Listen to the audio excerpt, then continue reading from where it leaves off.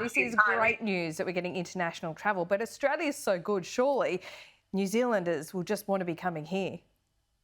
Look, I think this is a tribute to both countries and the hard work that people have done to make sure we're in this position. I think both sides of the Tasman have got something to offer. I'm sure, Laura, you'd love a trip to Queenstown to go skiing, or head up to Rotorua to see the thermal pools, or into Auckland and Wellington and enjoy those cities. So there's a lot to offer on both sides of the Tasman, and I'm pretty confident, judging by the number of bookings we're seeing already, that we're going to see a lot of people coming and going, and family and friends as well, not just tourism here. There's a lot of people who want to get back together with their family who they haven't seen in person for sometimes up to a year.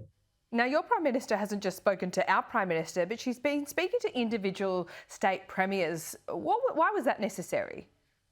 Oh, well, obviously, each state in Australia does have slightly different ways of approaching the management of COVID-19, and in particular, what happens in those events of outbreaks. And we wanted to make sure that each of the premiers, knew where New Zealand was coming from, what our position was, and making sure that we can run this Trans-Tasman travel bubble as effectively and efficiently as possible. I think all states have done a good job here in Australia, just as I think we have here, and we just wanted to make sure each of the premiers was on top of that. But Prime Minister Morrison and Prime Minister Ardern have been in very regular contact throughout COVID-19, actually, and also about this.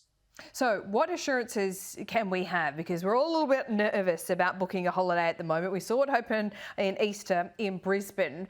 So what would lead to a suspension of this travel bubble? Look, we've adopted what we're calling a bit of a traffic light system here, and that for us, for the most part, we've seen states in Australia, as we have in New Zealand, manage outbreaks recently in a pretty contained way. So we're essentially saying if it's a case that's relevant to the border and it looks like it's under control, then we simply continue on with the bubble as it is. As we saw when we had a small outbreak in New Zealand, there's the possibility where we aren't sure of the source of the case, where there could be a 72-hour suspension to the bubble, and we'd only be looking in the highly unlikely event of a much wider scale outbreak that we would stop things altogether. So I think we're trying to be clear with people that that's the process we've got.